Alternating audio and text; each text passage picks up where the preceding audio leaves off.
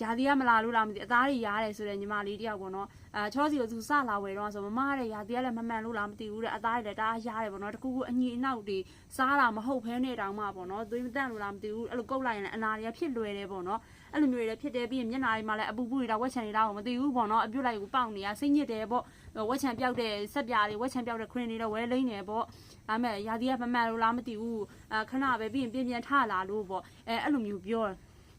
စားလို့ရလားဆိုတော့အေးညီမလေးစားကြည့်တကယ်မှရာသီမမှန်တာအတွက်ဆိုရင်တော့အဆင်ပြေတယ်ဝက်ချန်အတွက်ဆိုရင်တော့မသိဘူးညီမလေးရဲ့သွေးသားကြောင့်ဒီလိုမျိုးသွေးသားမတန့်လို့ထွက်ရင်ဝက်ချန်တွေပါထွက်နေရဆိုလို့ရှိရင်တော့ကောင်းပါပါလို့သူအဲ့လိုမျိုးပြောလိုက်တော့ကြာအခုတော်တော်ကြာသွားတယ်သူလေ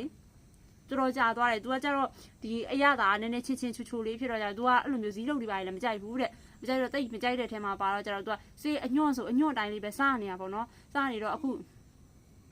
သူပြောတယ်ရာသီလာသွားတယ်ပေါ့နော်ရာသီကရှေ့လမှာ3လတောင်မလာဘူးပေါ့3လတောင်မလာတော့မှအခုတပူးကုံတော့မှာပေါ့နော်ကုံတော့မှနည်းနည်းပဲကြံတော့တာသမီးကတနေ့ကိုနှစ်စွန်းလေးပဲအဲ့လိုမျိုးတစ်ခါလေးကြာမေးတဲ့နေ့ကြာညဘက်တွေပဲစားဖြစ်တာများတယ်ပေါ့မနေ့ဖက်ဆိုမစားဖြစ်တာများတယ်နှစ်စွန်းလေးပဲစားနေရနေပြောအခုရာသီလာသွားတယ်ပေါ့အဲ့လိုမျိုးသူပြောတယ်တကယ်လို့ဖြစ်တယ်ဆိုလို့ရှိရင်ဆက်စားကြည့်မလို့ပေါ့နော်ဒီပါးတွေကဝက်ချက်တွေပါတွေ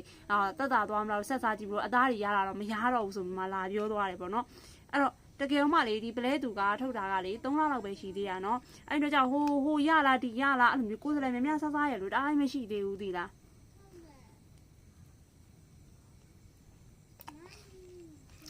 ထွားရတယ်တပူးကစားမျိုးအရန်ငွေချင်းနဲ့ရတဲ့မျိုးဆိုအရန်ငွေချင်းပို့ပေးရဲကားခဲ့ကျင်လို့ရတဲ့မျိုးဆိုကားခဲ့ကျင်ပေးရဲ